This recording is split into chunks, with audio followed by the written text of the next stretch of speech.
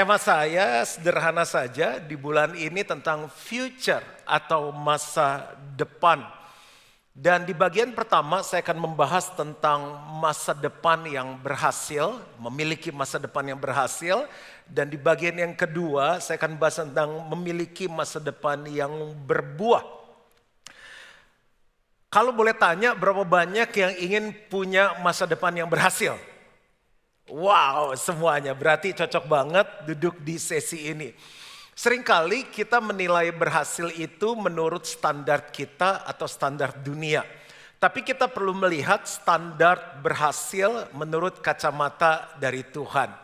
Kita ngikutin berita-berita di sosmed, di media apapun yang seringkali membuat kita, aduh gimana ya, nanti perekonomian ke depan, bisnis saya, karir saya, lalu melihat keadaan sekarang di keluarga, lalu mungkin masa lalu yang buruk, apakah kita punya masa depan yang berhasil? Tapi berita baiknya adalah Bapa di surga ingin setiap anak-anaknya berhasil, punya masa depan yang baik. Dan kita mau belajar dari seorang hamba Tuhan yang bernama Daniel atau Daniel. Ada yang namanya Daniel hari ini? Aduh sayang sekali, masa depannya pasti berhasil. Kita mulai dulu dengan Amsal 24 ayat 14. Saya akan bahas khotbah secara ekspositori, ada banyak ayat, ada banyak pemikiran. Saya berharap Bapak Ibu Saudara menikmati, mengunyahnya dan pulang dengan membawa sebuah prinsip yang bisa kita aplikasikan dalam kehidupan. Amsal 24 ayat 14. Ketahuilah, demikian hikmat untuk jiwamu. Ada kata hikmat. Jika engkau mendapatnya, jika engkau mendapat hikmat, maka ada masa depan. Dan harapanmu tidak akan hilang. Berarti setiap kita yang hadir akan punya masa depan yang luar biasa. Jika kita punya apa? Hikmat. Tapi seringkali kita tertipu, wah dia orangnya pintar ya, dia orangnya berhikmat, oh seandainya aku bisa menikah sama dia. Di Yakobus 3 ada berbagai jenis hikmat. Ada hikmat dari dunia, ada hikmat dari diri sendiri, ditulis hikmat nafsu diri sendiri, ada hikmat dari setan, tapi ada hikmat yang dari atas yaitu dari Tuhan. Aduh pastor gimana cara ngebedainnya tuh hikmat-hikmat ada 4 macam. Di Yakobus 3 ada ciri-cirinya. Hikmat yang dari Tuhan tuh seperti gimana. Hikmat yang dari diri sendiri itu seperti gimana. Nah kunci untuk masa depan yang berhasil adalah hikmat yang dari atas. Yang dari Tuhan. Lanjut lagi. Amsal 19 ayat 8. Siapa memperoleh akal budi mengasihi dirinya. Siapa berpegang pada pengertian mendapat kebahagiaan. Dalam bahasa Inggrisnya lebih jelas. The one who gets wisdom loves life. Jadi siapa yang mendapat hikmat mencintai kehidupan, mengasihi dirinya, mengasihi masa depannya. The one who cherishes understanding will soon prosper. Ini 2 ayat pembukaan. Masuk lebih dalam lagi seseorang yang namanya Daniel. Daniel ini kotanya itu dihancurkan yaitu Yerusalem. Jadi di tengah kotanya dihancurkan, tinggal puing. Mereka itu dibawa, ditawan di Babel. Dan mereka hidup dalam pembuangan. Kalau udah hidup dalam pembuangan, kan madesu, masa depan suram. Tapi karena dia punya Tuhan, dia punya hikmat, dia masih memiliki masa depan yang penuh dengan harapan. Apa yang terjadi? Raja lagi nyari orang, cariin deh. Orang-orang yang punya kriteria A, B, C, salah satunya adalah punya hikmat. Ambil mereka, bawa ke raja-raja. Dan apa yang terjadi? Daniel kepilih. Yuk kita lihat Daniel 1 ayat 4. Yakni orang-orang muda yang tidak ada sesuatu celah, yang berperawakan baik, yang memahami berbagai-bagai hikmat, berpengetahuan banyak, dan yang mempunyai pengertian tentang ilmu. Ini saya coba tulis ya. Yang pertama tuh punya pengetahuan. Yang kedua dia punya pengertian. Dan yang ketiga orang itu memiliki hikmat. Jadi di tengah keadaan yang tidak menentu, di tengah pembuangan, masa depan suram, dicarilah orang-orang yang punya pengetahuan, pengertian, dan hikmat. Yakni orang-orang yang cakap untuk bekerja dalam istana raja supaya mereka diajarkan tulisan dan bahasa orang Kasdim. Wah, mereka dikasih makanan minuman raja, tapi Daniel menolak. Dia bilang, jangan deh, saya nggak mau menajiskan diri dengan makanan minuman itu. Waduh, nanti kalau hasilnya nggak bagus gimana? Tenang, mari kita uji. Dan setelah diuji, ternyata mereka berperawakan baik, segar, bahkan lebih cerdas 10 kali lipat daripada orang-orang berhikmat yang ada. Nah, satu saat si raja tuh mimpi. Habis mimpi dia gelisah. Kenapa? Karena nggak tahu artinya.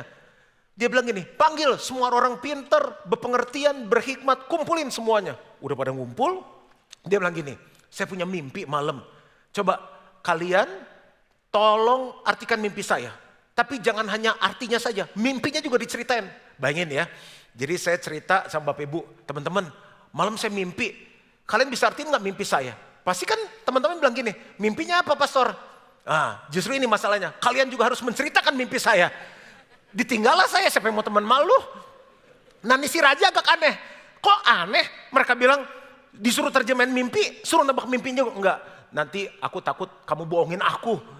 Jadi sekarang aku lebih pintar dari kalian. Ceritain juga mimpinya dan ceritain artinya. Kalau nggak bisa, bunuh semuanya. Wah, Daniel mendengar berita itu. Dia bilang sama teman-temannya, mari kita berdoa. Karena Tuhan sanggup memberitakan mimpinya, memberitahukan mimpinya, dan juga artinya. Itu luar biasa sekali.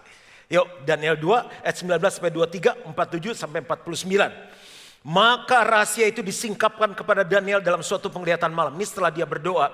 Lalu Daniel memuji Allah semesta langit. Berkatalah Daniel, terpujilah nama Allah dari selama-lamanya sampai selama-lamanya. Sebab daripada dialah hikmat dan kekuatan.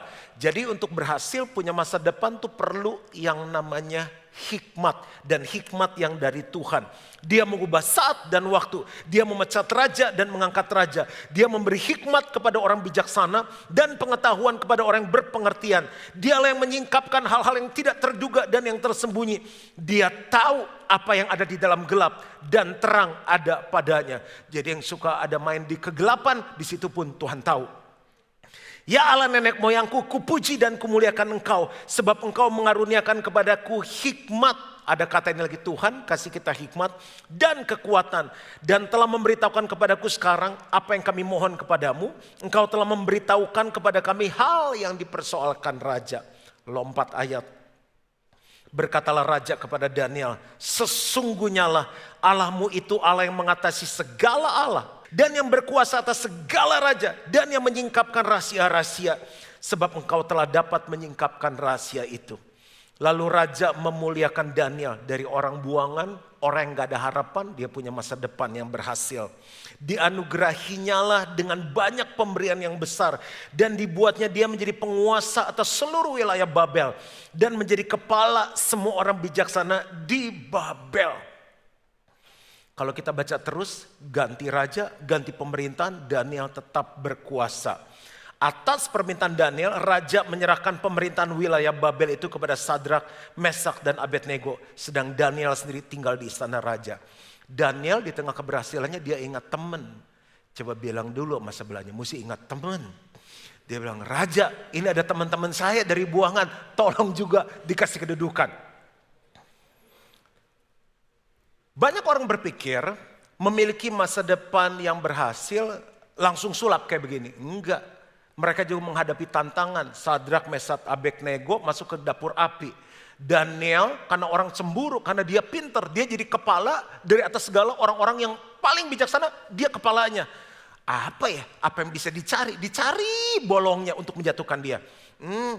Bikin peraturan kalau dalam jangka waktu sekian, setiap orang tidak beribadah kepada raja atau dia beribadah kepada Allah lain, hukumannya masuk ke gua singa. Masuk Daniel karena dia suka memuji Tuhan, dia beribadah kepada Tuhan. Tapi Tuhan meloloskan. Daniel 6 ayat 20 sampai 22 dan ayat 28. Sabar ya, satu bagian lagi baru masuk ke inti khotbahnya.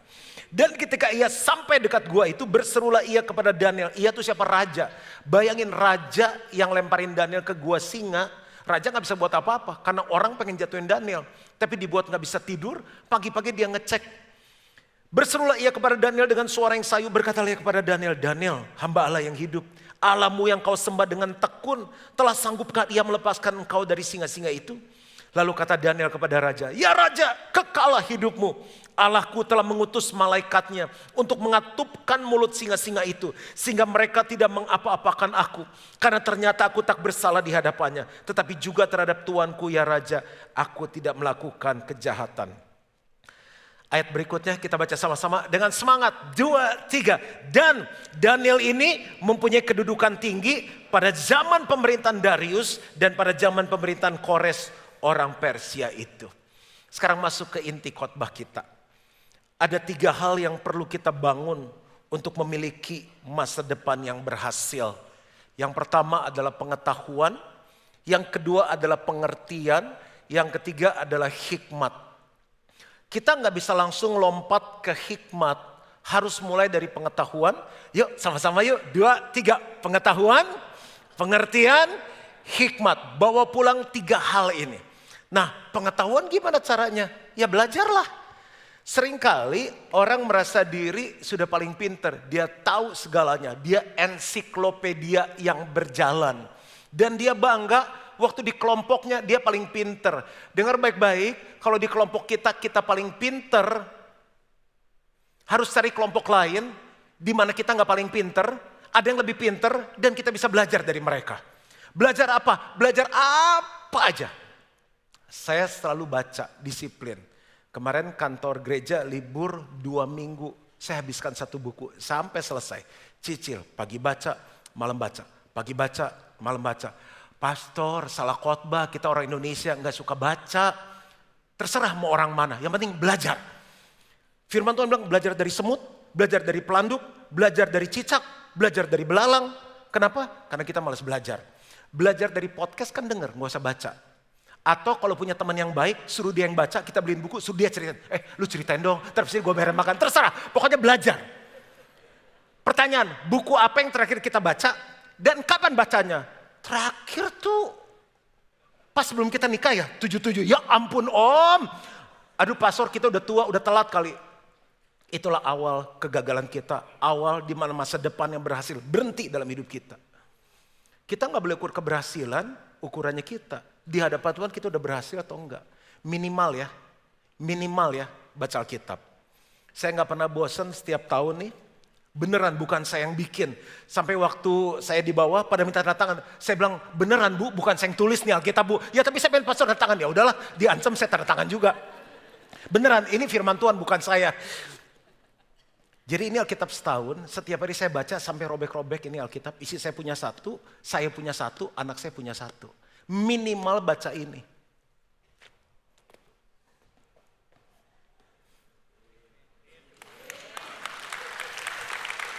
Saya sih, yang penting bertobat ya, gak usah amin, gak apa-apa. Belajar. Makanya di salah satu bab buku saya, Be Fun, Be Real, Be You tuh, ada satu bab tentang belajar. Belajar dari orang berhasil, kenapa dia berhasil. Belajar dari orang gagal, supaya kita gak mulai kegagalan yang sama. Waktu travel, jangan cuma happy-happy, belajar. Belajar apa lagi? Dari media kita. Kenapa Japan Airlines landing, nabrak pesawat yang mau bawa tim penyelamat. Tapi dalam 90 detik bisa keluarin 370 orang. Semuanya selamat, belajar tuh. Mau hikmat, mulai dari sini dulu. Pengetahuan belajar. Makanya kenapa pengumuman Precious Love tadi penting. Yang kita bikin di Bali nanti supaya kita terus belajar tentang pernikahan kita. Yang kedua adalah pengertian. Ada banyak orang pinter. Kita sampai ya ampun pinter banget tuh orang. Tapi pernikahannya gak bahagia. Gitu-gitu aja. Dia tahu mau ngomongin apa. Tentang investasi di bidang A, bidang B, bidang C. Tapi hidupnya tetap kere. Karena dia gak punya pengertian.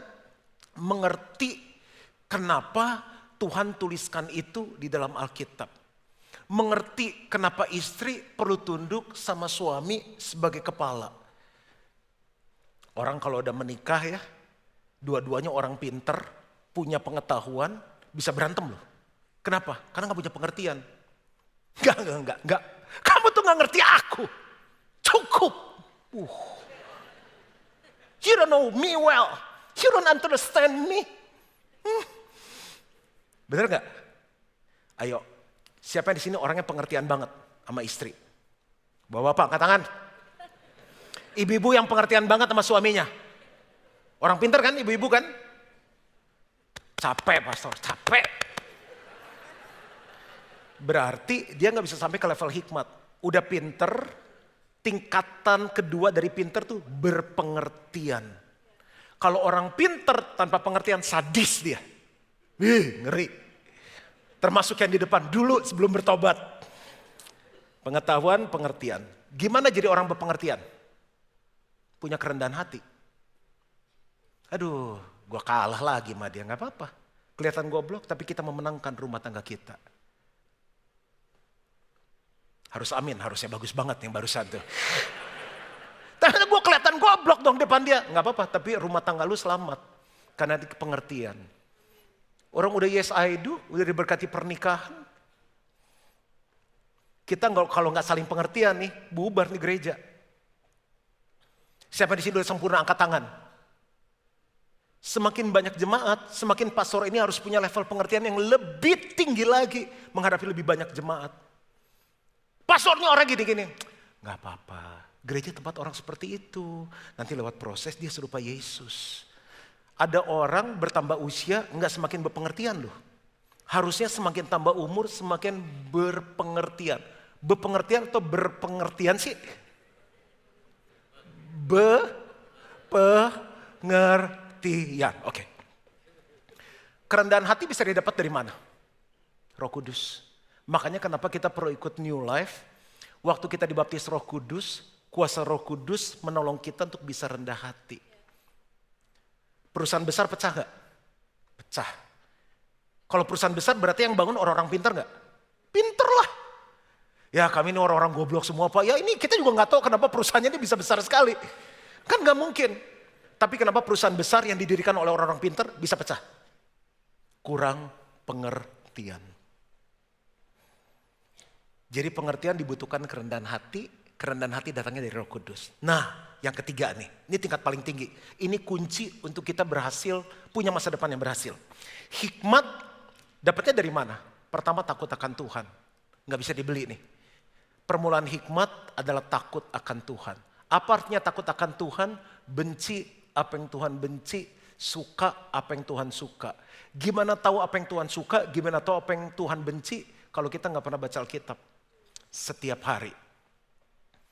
Yang kedua, kita doa. Firman Tuhan bilang begini, mintalah hikmat kepada Tuhan yang akan memberikannya dengan berkelimpahan tanpa membangkit-bangkitkan. Makanya setiap hari saya doa. Tadi pagi juga Tuhan, sepanjang hari ini aku minta hikmat. Walaupun kita pintar, walaupun level pengertiannya tinggi, tapi kita perlu hikmat. Gimana ngadepin istri, gimana ngadepin suami, gimana ngadepin tantangan di bisnis. Dan yang ketiga, yang pertama takut akan Tuhan, yang kedua berdoa. Mendapatkan hikmat adalah dengan bergaul. Banyak banget di Amsal. Bergaulah dengan orang bijak, maka kamu akan menjadi bijak. Apa sih definisi hikmat? Hikmat adalah kemampuan untuk memakai pengetahuan yang dimiliki. Makanya kalau orang gak punya pengetahuan, minta hikmat sama Tuhan. Otak lu kosong, gimana bisa? Karena hikmat adalah kemampuan untuk memakai pengetahuan yang dimiliki. Makanya isi terus, isi terus. Di tempat yang tepat, di waktu yang tepat, dengan cara yang tepat, sehingga bisa menghasilkan solusi, sama-sama katakan solusi, dan mencapai tujuan. Bukan tujuan kita, tapi tujuan Tuhan untuk pernikahan kita, tujuan Tuhan untuk anak-anak kita, tujuan Tuhan untuk bisnis kita. Kita sering berpikir, wah tuh orang hoki, wah orang itu bijaksana banget, wise banget, perusahaannya bisa berhasil. Belum tentu dia berhasil di mata Tuhan. Yang kita mau kejar adalah keberhasilan di mata Tuhan. Saya ulangi sekali lagi, hikmat adalah kemampuan untuk memakai pengetahuan yang dimiliki Jadi kalau nggak punya pengetahuan, hikmat nggak bisa bekerja. Di tempat yang tepat, di waktu yang tepat, dan cara yang tepat. Itu bicara mengenai apa sih? Tempat yang tepat, cara yang tepat, waktu yang tepat, pengertian. Suami kalau ngomongin istri, terus istri marah nggak bisa terima, yang diomongin baik nggak sama suami? Baik. Kita ngomongin anak-anak, anak-anak marah nih. Wah, papa gitu, mama gitu. Kenapa? Yang kita ngomongin baik. Papa nih maksudnya baik. Nggak tahu, nggak. Kenapa? Level 2 pengertiannya. Tidak di tempat yang tepat, tidak di cara yang tepat, tidak di waktu yang tepat. Itu pengertian. Sehingga bisa menghasilkan solusi dan mencapai tujuan. Lanjut, kita bisa tahu orang berhikmat atau enggak dari mana? Berhikmat ya. Saat dia ngomong, pastor, hikmatnya luar biasa. Enggak. Kita tahu orang berhikmat saat hujan turun, angin datang melanda, dan banjir menerjang kehidupan. Matius 7 ayat 24-27, ada 2 jenis orang bijaksana, orang berhikmat, dan orang bodoh. Orang berhikmat, orang yang mendengar firman dan melakukannya. Orang bodoh, orang yang mendengar firman dan tidak melakukannya. Dua-dua Kristen, tapi belum tentu dua-duanya punya hikmat. Yang bangun di atas batu, yang berhikmat, begitu hujan turun, angin melanda, banjir menerjang, dia tetap kokoh dan tidak ada kerusakannya. Bisnisnya tetap baik, kerohaniannya tetap jalan, stabil, semakin cinta Tuhan, keluarganya tetap harmonis.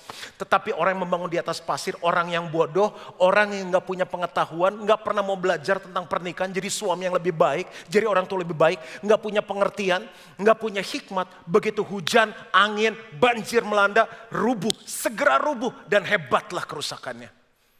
Orang berhikmat nggak bisa tahu cuma 5 menit ketemu. Kenapa lu mau kawin sama dia? Pinter banget. Lu tanya apa aja dia tahu. Lu sebutin ayat kejadian Wahyu dia bisa jawab. Belum tentu. Itu baru level pengetahuan. Karena orang yang berpengertian, dia akan berbuah. Dan orang yang berhikmat, dia akan tahan melewati masalah. Kita nggak bisa decide orang itu berhikmat hanya waktu 5 menit. Karena 5 menit belum tentu banjir melanda, hujan turun, dan angin menerpa. Hikmat diperlukan untuk mempersiapkan kehidupan yang akan datang. Siapa yang bisa tahu? Japan Airlines, boom. Itu kalau nggak 90 detik selesai. Alaska Airlines saya baru baca, jendelanya kebuka harus balik lagi landing darurat. Banyak masalah, kita nggak tahu apa yang terjadi. Ada kehidupan setelah kematian. Pernah dengar cerita 5 gadis bijaksana dan 5 gadis bodoh nggak? Ya. Dua-duanya bawa pelita. Yang bodoh, 5 yang bodoh bawa pelita tapi gak bawa minyak. Minyak tuh pimpinan Roh Kudus, tuntunan Roh Kudus. Yang bijaksana bawa pelita dan bawa minyak. Karena menanti mempelai gak datang-datang, 10-10nya ketiduran. Yang bodoh ketiduran, yang bijaksana ketiduran. Tiba-tiba ada suara, mempelai datang. Hah? Mempelai datang. 5 yang bodoh begitu, aduh minyak habis nih. Dia minta sama yang bijaksana, Kak, minta dong minyaknya habis. Yang bijaksana jawabnya gini, kalau kami kasih nanti nggak cukup buat kami dan buat kamu. Tuh ada tukang jual minyak, kamu beli. Akhirnya mereka pergi beli. Waktu balik pintu udah ketutup. Mau masuk udah nggak bisa. Yang di pintu masuk bilang gini, maaf pintu sudah tertutup. Pintu sudah tertutup dan kami nggak mengenal kamu. Kemungkinan nih 10-10nya Kristen. Ke gereja yang sama.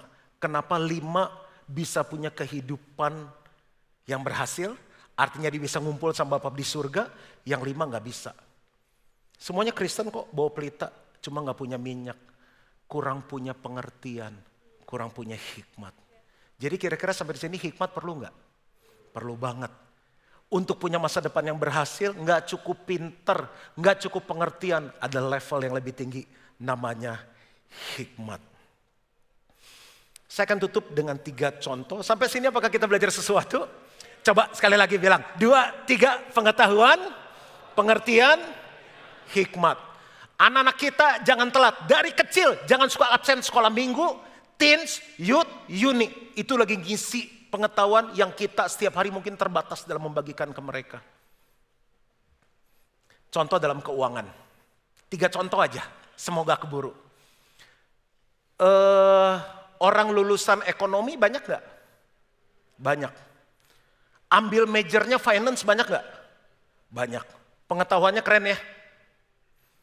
Tapi kalau mereka nggak punya pengertian, contoh, diajarkan gini, ya kalau nabung cuma bertambah ya, kecuali nabungannya banyak. Tabungan saya 20 triliun pastor, itu udah banyak lah. Tapi kalau mulai dari awal yang nggak punya pohon duit, kan dia mesti belajar investasi kan. Dia punya pengetahuan tentang investasi. Tapi kenapa ada orang pinter yang investasi gagal? Karena di level pengertiannya dia kurang dalam. Nggak didalemin, cuma temannya bilang ini, gua jamin bro, nih lu lihat gua nih. Hah? Lu lihat gue nih. Gue pengen hidup lu juga kayak gue. Taunya skema fungsi. Fungsi itu bukan yang buat bumbu sabu-sabu itu yang asem, bukan. Nanti Google lah skema fungsi apa. Pastor kok tahu? Kan saya puluhan tahun jadi gembala. Ngelayani orang.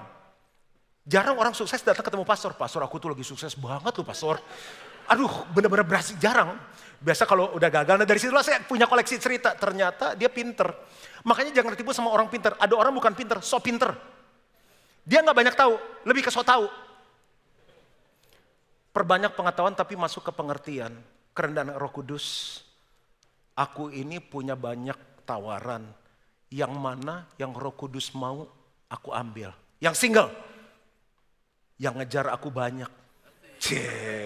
Jarang kayaknya ya di abad sekarang ini. Yang mana Tuhan yang dari Tuhan. Itu pengertian. Bukan asal cakep, denger. Bukan asal kaya, denger. Nah, dia tahu banyak tentang finance tapi dia gak ngerti. Dia harus bergaul sama orang yang bijak. Dia harus doa, minta hikmat. Dan dalam takut akan Tuhan, Tuhan akan memimpin dia. Yang ini mungkin gak banyak dilirik orang, ambil investasi ini. Saya dulu pendeta yang gak punya hikmat. Semua yang kupunya kuserahkan untuk Tuhan. Terus giliran ada pekerjaan taburan, pendeta yang ngasih apa-apa. Semua udah kuserahkan sama Tuhan, tinggal hidupku. Disitulah saya belajar investasi. Disitu saya ngerti prinsip-prinsip keuangan. Oh begini. Makanya hikmat dari Tuhan itu yang membuat kami bisa manage gereja yang Tuhan percayakan. Lulusan sekolah teologi, banyak gak pintar Alkitab? Banyak. Tapi perlu sampai level hikmat, bagaimana jemaat bisa datang ke sebuah gereja, jemaat bisa bertumbuh, bisa tertanam, mereka bisa melayani, mereka bisa mengembalakan orang lain, mereka bisa bertumbuh dewasa. Gilgal gak langsung begini. Saya belajar pengetahuan, keliling ke gereja-gereja. Saya belajar duduk kelihatannya bodoh, gak apa-apa. Di situ saya minta pengertian, kenapa ada orang bisa datang ke gereja ini, ada orang gak mau datang ke gereja ini. Dari situ saya minta hikmat Tuhan untuk Gilgal, apa yang harus aku lakukan. Memakai semua pengetahuan yang ada di tempat yang tepat, waktu yang tepat, cara yang tepat. Untuk memberikan solusi dan mencapai tujuan Tuhan bagi GBI Gilgal. Apalagi keluarga. 3 menit terakhir. Banyak orang pengetahuan tentang keluarga gini. Kawin kan, dah cari dekor, cari musik, cari hotel, makanan jangan kurang, bikin malu orang tua. Udah berkati mau pendeta, belum lagi bohong pendeta. Udah hubungan seks, belum pastor. Lihat mukanya, tulus juga. Ya udah ternyata bohongin pendeta. Cuma segitu. Makanya masih banyak orang bilang menikah di Gilgal itu lebih gampang masuk surga daripada nikah di Gilgal. Kita bikin pranikahnya sekian bulan, harus berjemaat 1 tahun. Kok dipersulit? Kita pengen tahu, kamu benar-benar bertobat gak? Karena orang dewasa rohani yang bisa menikah, bukan cuma bisa punya anak, tapi harus dewasa dalam Tuhan. Ikut men's camp, ikut Grow 101, ketua selnya harus persetujui. Kenapa? Ketua selnya yang tahu, family cell leadernya, dia siap untuk menikah. Persetujuan orang tua.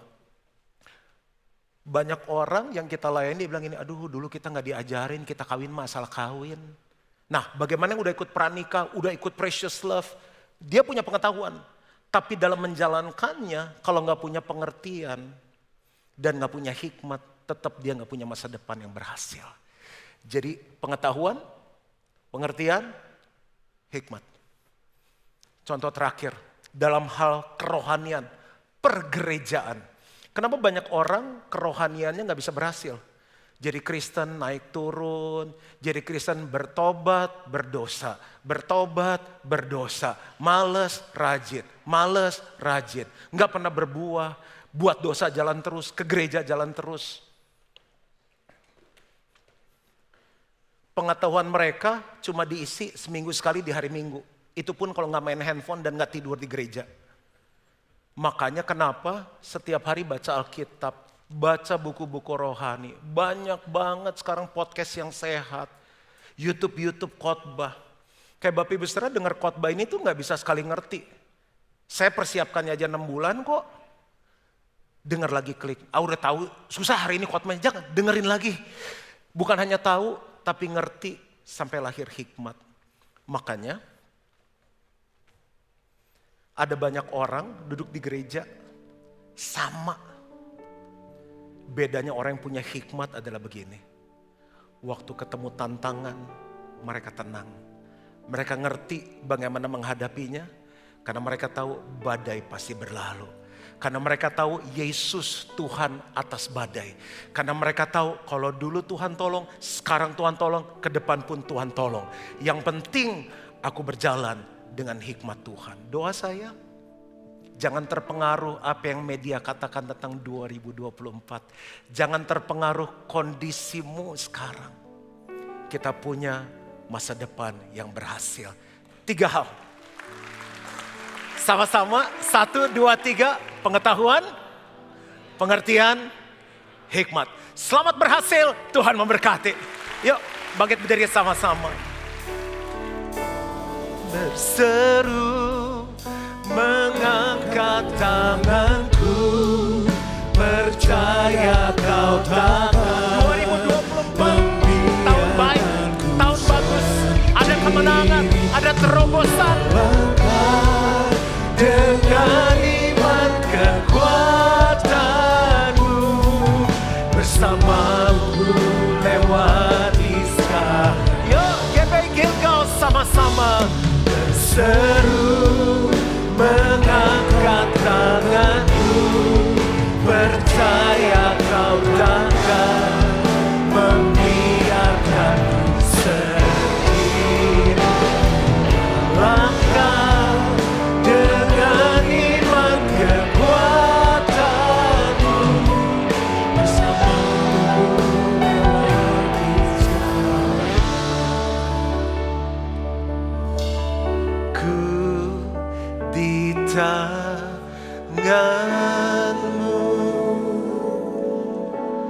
ku di hatimu,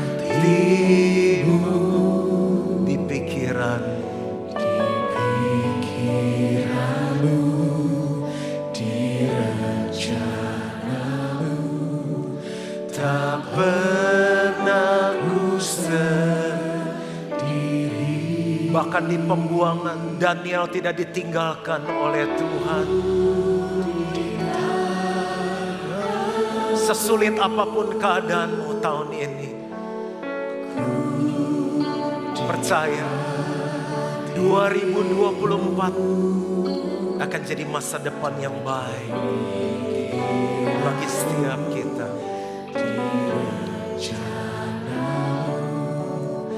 Tak pernah ditinggalkan. Sementara keyboard main dengan lembut, pejamkan mata kita. Daniel tuh gak ada harapan loh. Cuma karena dia punya 3 hal tadi, pengetahuan, pengertian, hikmat, diangkat Tuhan. Bukan hanya dia tapi teman-temannya, para pria kepala rumah tangga, dimulai dari engkau. Harus punya spirit mau belajar. Kita dalamin bisnis kita tentang finance, elektronik, gadget, digital, peternakan, perikanan. Tapi kita lupa siapa yang pegang masa depan kita. Dalami tentang Tuhan. Baru setelah kita punya banyak pengetahuan, kerendahan hatimu akan membuat engkau jadi orang yang pengertian.